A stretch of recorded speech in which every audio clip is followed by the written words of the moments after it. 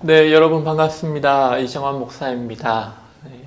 지난주 고난주간 특별 새벽 기도회를 때문에 한 주 휴강하고 이번 주부터 다시 GPS를 시작하게 됩니다.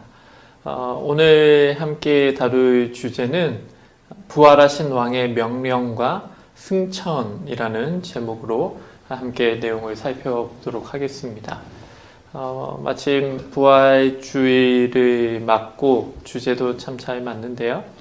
부활하신 왕이신 주님께서 어떤 명령을 하셨고 또 어떻게 승천하셨는지 오늘 내용을 통해서 한번 살펴보고자 합니다. 먼저 들어가면서 함께 살펴볼 이미지가 있는데요. 우리가 흔히 십자가에서 죽으신 예수님을 생각할 때, 그리고 흔히 그림으로 묘사할 때 십자가 위에 달리신 그 주님을 우리가 바라보는 시각에서 그린 그림들을 많이 보곤 합니다. 그런데 이 그림은 조금 특이합니다. 이것은 제임스 티소라는 사람이 그린 작품인데요. 제목이 우리 구세주가 십자가에서 본 것 이라는 그런 제목입니다. 이 티소라는 화가는 예수님의 관점에서 그림을 그린 것입니다. 자신을 바라보던 수많은 사람들, 그리고 그들을 바라보던 주님의 마음은 어떠했을까, 그것을 상상하며 이 작품을 그린 것이죠. 그래서 조금 그림을 확대해 보면 노란색 원이 있는데요. 예수님의 발이 보입니다.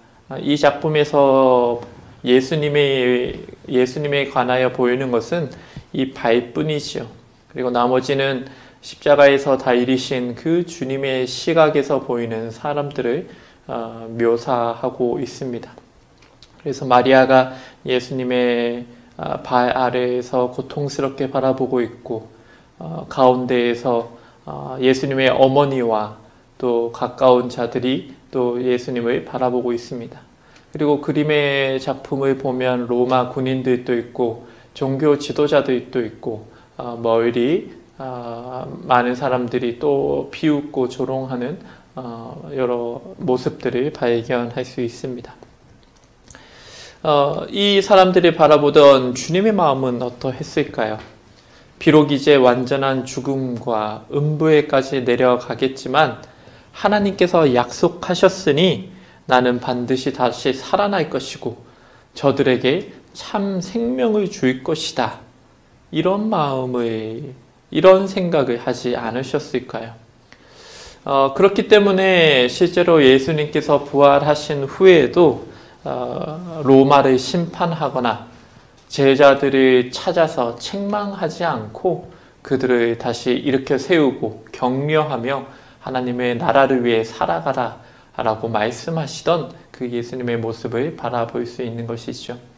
오늘 내용을 통해서도 이러한 주님의 모습을 우리가 함께 살펴볼 텐데요. 주님께서 하나님의 나라를 위해 살라고 명령하고 계시는 모습을 우리가 오늘 내용을 통해서 함께 살펴보고자 합니다. 그 부활하신 주님께서 하신 것이 무엇인가? 먼저 명령하셨다라는 것입니다. 무슨 명령을 하셨습니까? 세상을 향해 나아가라, 세상을 향해 가라 라고 말씀하셨습니다. 마태복음 28장 16절에서 18절까지의 말씀인데요. 우리 같이 한번 이 말씀을 한번 읽어보겠습니다.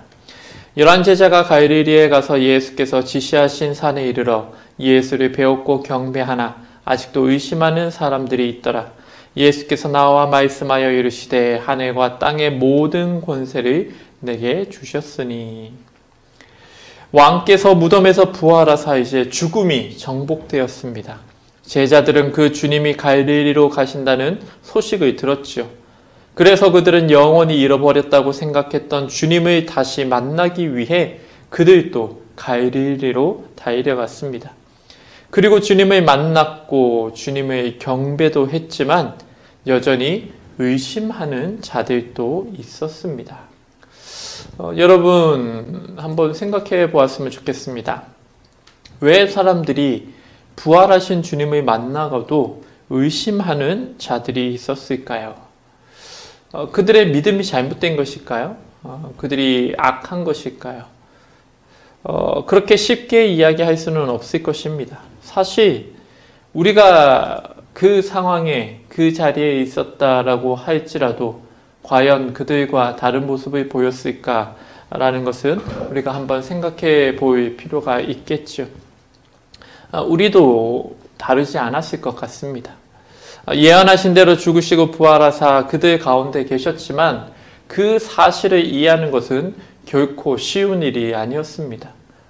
죽으셨는데 다시 살아나셨다라는 것, 그것을 이해하는 것이 결코 쉽지 않은 일이었죠. 그러나 주님은 그러한 제자들을 보면서 낙담하지 않으셨습니다. 실망하지도 않으셨죠. 단지 자신의 사명에 대해서 단호한 모습을 보여주십니다. 그리고 부활하신 주님께서는 우리에게도 그 명령을, 그 사명을 주셨다라는 것을 우리가 볼 수 있죠. 그렇다면 그 사명이 무엇입니까? 먼저 세상을 향해 가라라는 것입니다. 그렇다면 세상을 향해 가서 우리가 해야 하는 일은 무엇일까요? 그것은 하나님의 백성이 되게 하는 것입니다. 마태복음 28장 19절에 어떻게 기록하고 있습니까? 그러므로 너희는 가서 모든 민족의 제자로 삼아 아버지와 아들과 성령의 이름으로 세례를 베풀고 라고 말씀하십니다.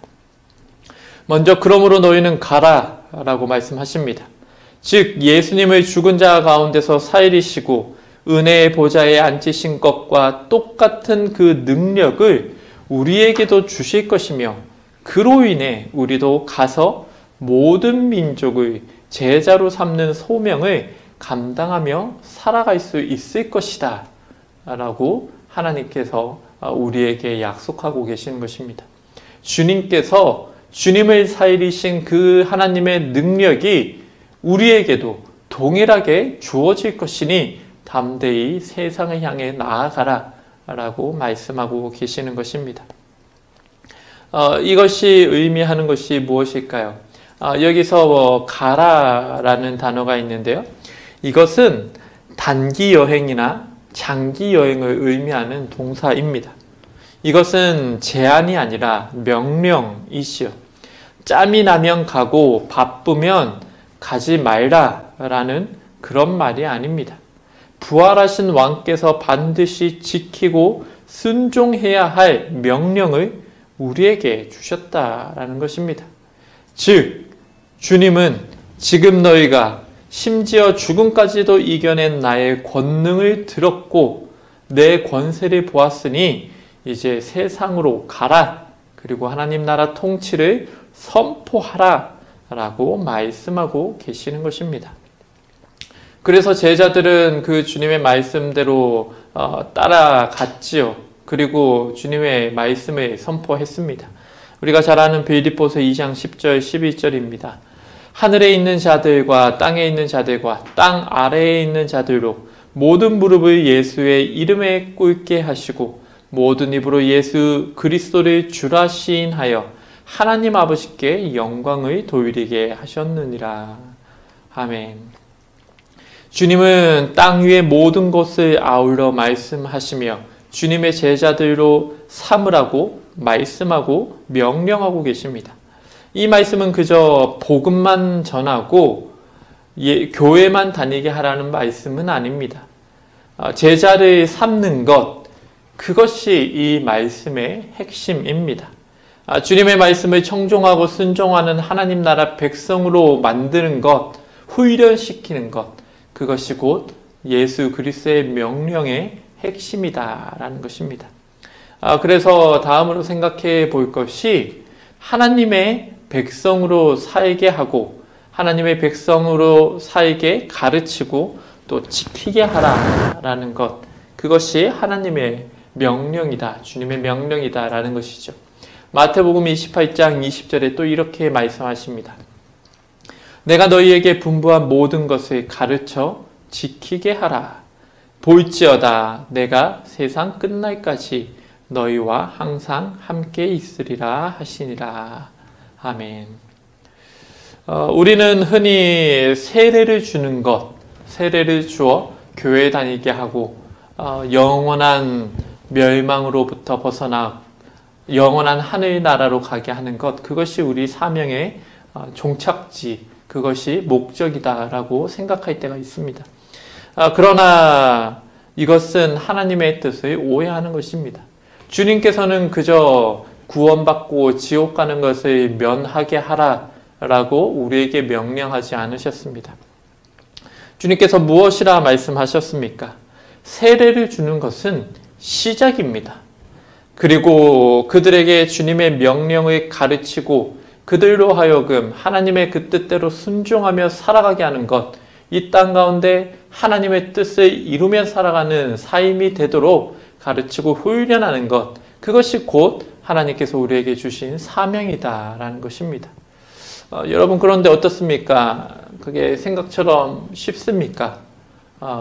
나 자신, 내 믿음을 지키고 사는 것도 어려운 시대인데 다른 누군가를 가르치고 훈련하여 하나님의 제자로 세운다는 것이 결코 쉬운 일이 아니죠. 그래서 오늘날의 현실을 살펴보면 점점 교회 안에서도 이러한 제자 훈련과 예수 그리스도의 제자로 훈련하고 사역하는 일이 점점 줄어들고 있는 것을 우리는 보게 됩니다.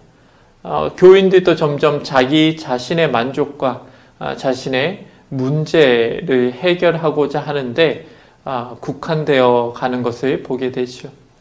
그러나 이러한 것은 결코 하나님의 뜻이 아니다라는 것을 우리는 기억해야 합니다. 그럼에도 불구하고 이 일은 매우 벅찬 일입니다. 쉽지가 않죠.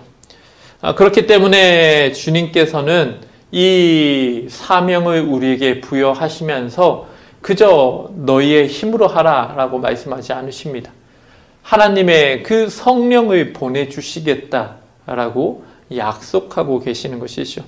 성령 하나님을 통해서 예수 그리스도께서 우리와 영원토록 함께 하시겠다라고 약속하시는 것입니다.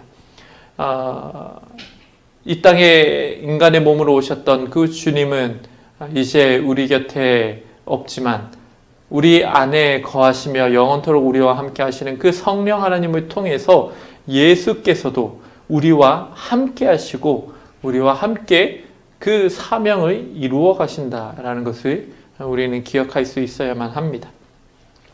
이 사명을 수행하기 위해서는 계속해서 하나님을 만나고 또 하나님께 능력을 구해야 할 필요가 우리에게 있겠죠. 결국 우리의 사명은 복음을 전하는, 흔히 전도에 국한되는 것이 아니다라는 것을 기억해야 합니다. 그리고 그 일을 성령 하나님께서 영원토록 우리와 함께 이루어 가신다라는 것을 우리가 기억해야 할 것입니다. 그래서 로비 게러티라는 사람이 있는데요. 그는 이렇게 이야기합니다. 전도와 제자도는 같은 배에 달린 두 개의 노입니다. 노를 딱 한 개만 저으면 배는 제자리를 돌게 됩니다. 목적지에 도달하려면 두 개의 노로 똑바로 항해해 가야 합니다. 전도도 필요하고 지상명령을 수행할 제자도도 필요합니다. 복음은 전도를 통해 전해지고 이후 제자도를 진행하면서 실행에 옮겨집니다. 라고 그렇게 이야기합니다. 이처럼 우리가 생각하는 것과 달리 전도 그리고 제자로 훈련하며 제자로 세우는 것, 이것은 반드시 같이 있어야 한다라는 것이죠. 어떻게 보면 한 나라의 백성으로서, 어떤 나라에 속한 백성으로서 그에게 주어지는 것이 무엇입니까? 권리와 의무입니다.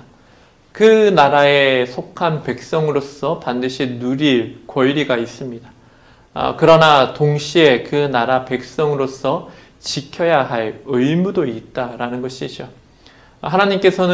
주님께서는 우리를 주님의 그 나라 백성으로 삼아 구원하셨습니다. 그리고 하늘나라 백성으로 삼으셨죠. 그리하여 하나님의 그 수많은 은혜를 누릴 수 있는 권리를 우리에게 주셨습니다. 그러나 동시에 우리에게 의무를 부여하십니다. 하나님 나라 백성으로서 살아가라 라는 의무입니다. 그리고 우리뿐만 아니라 다른 이들에게도 하나님의 복음을 전하여 그들도 멸망당할 이 세상으로부터 벗어나 하나님의 나라 백성으로 삼게 하고 그들에게도 하늘나라의 은혜를 누릴 수 있게 하라라는 것이죠. 뿐만 아니라 그들로 하여금 하나님의 나라의 백성으로서 온전히 세워져 그들에게 주어지는 의무도 감당할 수 있도록 가르치라라는 것입니다. 그리할 때 이 나라 가운데, 이 우리가 바이딛고 살아가는 이 세상 가운데 하나님의 나라와 의가 이루어질 것입니다. 그것이 하나님의 방법입니다. 그래서 우리는 이러한 하나님의 뜻을 기억하고 하나님의 뜻을 함께 이루어 나가야 할 필요가 있을 것입니다. 예수님께서 죽은 자들 가운데서 부활하시고 그들과 함께 하신 지 40일이 지나셨습니다. 이제 하늘로 오르시어 하나님의 우편에 앉으실 때가 되었지요. 주님은 제자들에게 이미 사명을 주셨고 이제 다시 오실 때까지 이 땅에서 마지막이 될 말씀을 그들에게 주십니다. 그 말씀의 내용이 무엇이었습니까? 그리고 마침내 부활하신 그 왕께서는 승천하시죠. 그 말씀, 주님께서 승천하시기 전에 마지막으로 하신 말씀이 무엇일까요? 우리가 그것을 함께 살펴볼 필요가 있을 텐데요. 주님께서는 승천하시며 마지막 제자들에게, 그 남은 제자들에게 그들의 사명을 수행할 능력을 주실 성령을 보내시겠다라고 약속을 하십니다. 승천하시면서 주님께서 그 제자들, 두려워하며 떨고 있을 그 제자들에게 하신 말씀이 성령을 약속하시는 것이죠. 사도행전 1장 4절 5절 말씀인데요. 같이 한번 읽어보겠습니다. 사도와 함께 모이사 그들에게 분부하여 이르시되 예루살렘을 떠나지 말고 내게서 들은 바 아버지께서 약속하신 것을 기다리라. 요한은 물로 세례를 베풀었으나 너희는 몇 날 못되어 성령으로 세례를 받으리라 하셨느니라. 부활하신 후 승천하시기 전에 주님은 주님의 이름으로 사역할 그 제자들을 준비시키셨습니다. 주님은 제자들에게 예루살렘에 곧 임하게 될 하나님의 약속하신 것을 기다리라 라고 명령하시죠. 그 약속이 바로 성령 하나님의 임재하심입니다. 제자들은 이제 약속의 성취를 확신하며 기다릴 수 있었습니다. 왜냐하면 부활하신 주님을 통해 하나님의 말씀이 진실하고 확실함을 알았기 때문입니다. 부활하신 주님이 제자들과 함께하고 계신 것은 주님께서 하셨던 그 약속들 가운데 하나를 성취하신 것입니다. 주님은 또한 머지않아 성령님을 선물로 받을 것이다 라고 알리고 계시는 것이죠. 그리고 그 주님은 복음이 온 땅에 선포되리라 라고 예언하시고 계십니다. 사도행전 1장 6절에서 8절까지의 말씀입니다. 이 말씀도 우리가 같이 한번 읽어보도록 하겠습니다. 그들이 모였을 때 예수께 여쭈어 이르되 주께서 이스라엘 나라를 회복하심이 이때니까 하니 이르시되 때와 시기는 아버지께서 자기의 권한에 두셨으니 너희가 알 바 아니요 오직 성령이 너희에게 임하시면 너희가 권능을 받고 예루살렘과 온 유대와 사마리아와 땅끝까지 이르러 내 증인이 되리라 하시니라. 아멘. 주님께서 이 말씀을 하셨을 때 사실 제자들은 주님의 이 말뜻을 잘 이해하지 못했습니다. 제자들은 그저 지금 자기가 속해 있는 이스라엘 나라가 해방되기를 원하고 바랬을 뿐입니다. 그 이유가 무엇입니까? 그들은 너무나 오랜 시간 박해의 시대를 살았기 때문입니다. 다른 나라로부터 억압당하고 노예 구속받는 그런 삶을 살았던 것이죠. 이스라엘에 많은 역사들이 있는데요. 예수님의 전후 한번 좀 살펴보도록 하겠습니다. 주전 586년경에 이제 바벨론에 정복을 당하죠. 그리고 예루살렘의 첫 번째 성전이 파괴됩니다. 그리고 BC 332년에는 그리스의 알렉산더 대왕에게 또 정복당하게 됩니다.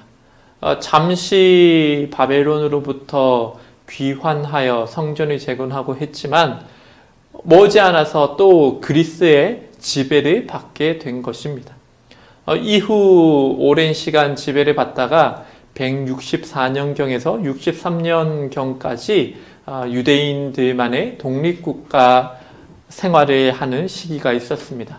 그러나 그것도 머지않아 63년경 되면 주전 63년경에 되면 또 로마 장군 폼페이가 예루살렘을 점령하게 됩니다. 그래서 주후 4세기경 4년 정도까지 로마 임명을 받은 헤롯 왕이 또 이스라엘을 통치하게 되죠. 이후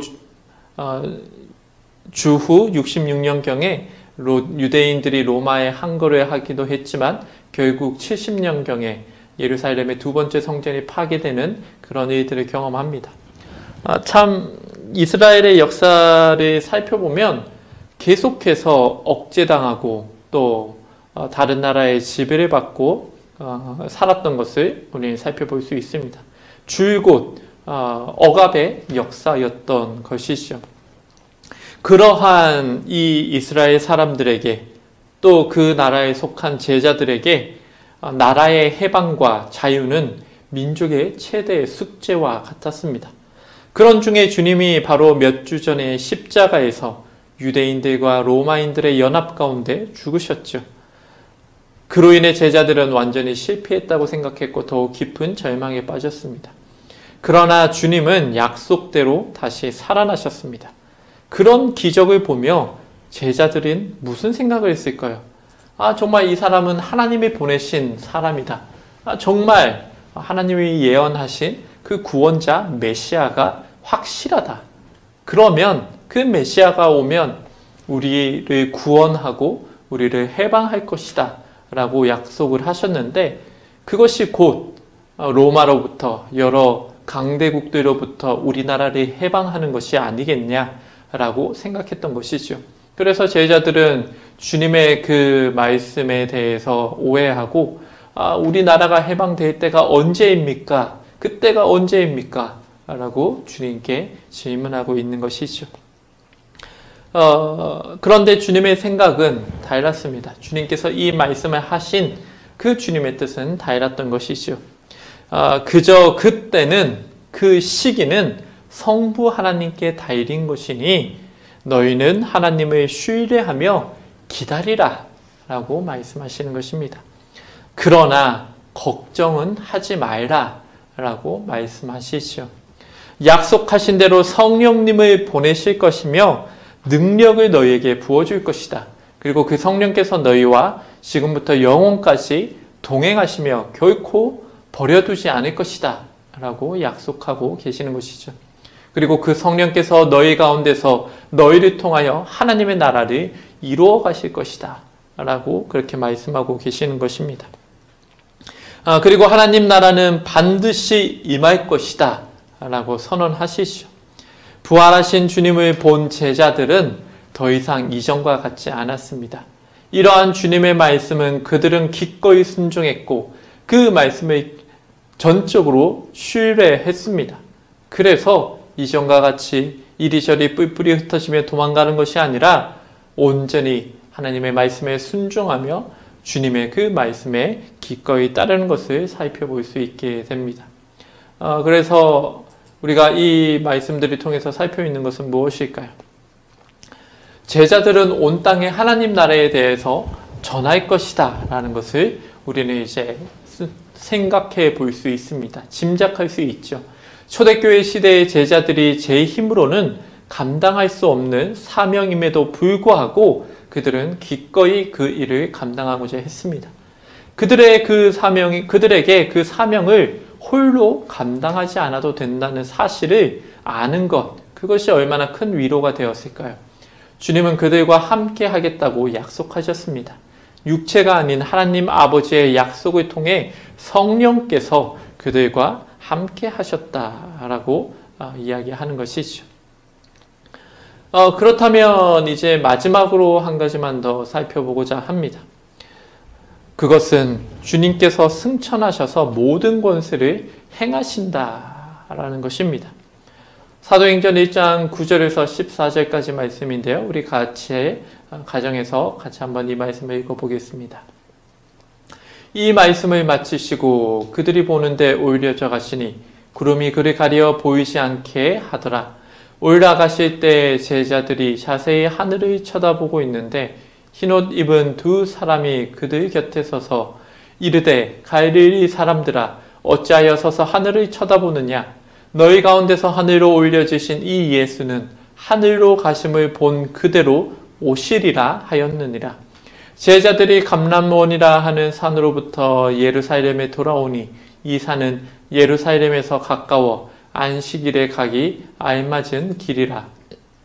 들어가 그들이 유하는 다락방으로 올라가니 베드로, 요한, 야고보, 안드레와 빌립, 도마와 바돌로메, 마테와 및 알페오의 아들 야고보, 셀롯인 시몬, 야고보의 아들 유다가 다 거기에 있어 여자들과 예수의 어머니 마리아와 예수의 아들들과 더불어 마음을 같이하여 오롯이 기도에 힘쓰더라. 아멘. 이 말씀을 살펴보면 주님께서 주신 그 사명을 감당함에 있어서 중요한 원칙이 담겨 있는 것을 살펴볼 수 있습니다. 그 원칙이 무엇인가? 우리가 잘 아는 무디 목사님이 있죠. 무디 목사님은 그에 대해서 이렇게 설명합니다. 보내시기도 전에 달려가 봐야 아무 소용없습니다. 하나님의 권능 없이는 하나님의 일을 하려는 시도조차 아무 소용없습니다. 열정 없이 일하는 사람, 기름 부음을 받지 않고 일하는 사람, 성령님의 인치심 없이 일하는 사람, 그 사람들은 결국 시간을 잃고 있는 셈입니다. 무슨 말입니까? 하나님의 그 은혜를 구하지 않고 하나님의 도우심을 구하지 않고 먼저 자기 지식으로 자기 방법으로 자기 계획으로 하고자 하는 그 모든 시간은 허무한 시간이다 라는 이야기입니다. 이 진리를 제자들은 잘 깨달았습니다. 예수님이 부활하신 후 승천하시고 남은 그 제자들은 이 사실을 깨닫고 먼저 기도했습니다. 제자들은 곧바로 계획을 세우려고 하지 않았죠. 종종 우리를 살펴봐도 그러한 모습을 볼 때가 있습니다. 준비로 바쁘고 또 정신없이 이리저리 많은 일들을 함에도 불구하고 하나님을 찾지 않는 그런 우리의 모습을 발견할 때가 있죠. 성령님의 일하심을 구하지 않고 그저 우리의 능력으로 우리의 지식으로 아둥바둥할 때가 있다라는 것입니다. 그러나 오늘 이 말씀을 보면 제자들은 그러하지 않았습니다. 주님의 말씀대로 성령을 기다렸고 기도로 온 제자가 하나 되었습니다. 이전의 제자들은 누가 더 크냐 작냐 서로 다투며 정말 인간적인 그런 모습들을 믿음 없는 모습들을 보여주었지만 이제는 기도로 하나 되며 또 하나님의 그 약속하신 성령을 기다리고 기도하는 모습을 우리가 말씀을 통해서 살펴볼 수 있다라는 것이죠. 주님은 상처가 난 육신 그대로 하늘로 올라가셨고 신랑이 신부에게 오듯 이 세상에 다시 오실 것이다 라고 약속하시고 가셨습니다. 그리고 지금 또 주님은 하나님의 그 우편에서 우리를 위해 기도하고 계시죠. 뿐만 아니라 그 제자들이 하나님의 은혜를 간절히 사모하고 기도하고 기다렸을 그때에도 우리 주님께서는 하나님의 우편에서 중보하고 계시며 그들과 함께 하셨다라는 것입니다. 그 주님께서는 오늘날 우리와도 여전히 함께 하시고 뿐만 아니라 우리 다음 세대들, 우리의 자녀들과도 함께 하실 것이며 하나님의 그 나라가 이 땅 가운데 임하는 날까지 하나님의 우편에서 우리를 위해 중보하실 것이다 라는 것을 우리는 믿음으로 바라볼 수 있어야 합니다. 죽으셨지만 부활하셔서 승천하신 그 주님을 신뢰하는 것, 그것이 우리의 모든 사명에, 우리의 모든 사역의 기초가 되어야 한다라는 것입니다. 약속대로 우리에게 오신 그 성령님과 동행하며 믿음으로 승리하며 살아가시는 우리 모든 성도님들이 되시기를 간절히 축복합니다. 주님께서 부활하시고 승천하시며 우리에게 하셨던 그 말씀, 그 당부, 그것을 기억하며 믿음의 삶을 살아가시는 우리 모든 성도님들이 되시기를 간절히 축복합니다. 이제 오늘 강의를 마무리 짓고자 합니다.